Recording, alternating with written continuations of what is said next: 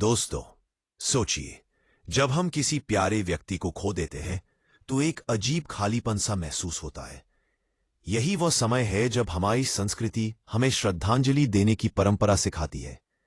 लेकिन क्या आपने कभी सोचा है कि यह परंपरा क्यों बनी और इसका असली मतलब क्या है? पुराने समय की बात करें तो महाभारत में जब किसी वीर योद्धा का देहांत होता था तो सिर्फ उसका अंतिम संस्कार नहीं होता था।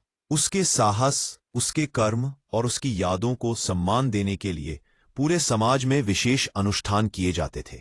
लोग उसकी कहानी सुनते, उसे याद करते और खुद सीखने की कोशिश करते। ये सिर्फ आदर नहीं बल्कि प्रेरणा देने का तरीका था। रामायण में भी ऐसे उदाहरण मिलते हैं। जब किसी धर्मात्मा या गुरु का देहांत होता तो लोग उनके जीवन की महानता और अच्छे कर्मों को याद करते। फूल चढ़ाने, मोमबत्ती जलाने या मौन रहने से कहीं ज्यादा यह परंपरा यादों को जीवित रखने और समाज को जोड़ने का काम करती थी। सोचिए, अगर हमारे पूर्वज ये परंपरा नहीं अपनाते तो आज हम उनके अनुभव और सीख से कैसे जुड़ पाते? यही वजह है कि श्रद्धांजलि केवल एक रस्म नहीं है, यह हमारी संस्कृति और मनोबल की धरोहर है। समय के साथ यह परंपरा बदलती गई।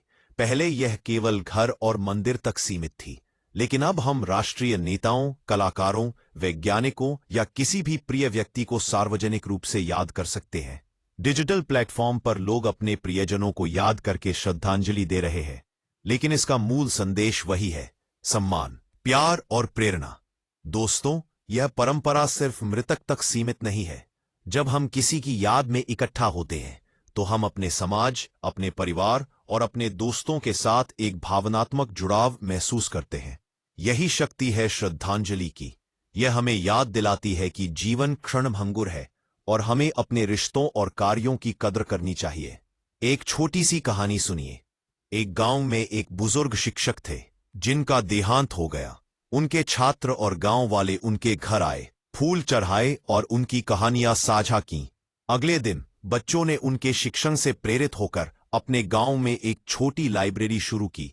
इसी तरह श्रद्धांजलि सिर्फ यादें नहीं बनाती, नई प्रेरणाएं भी पैदा करती है।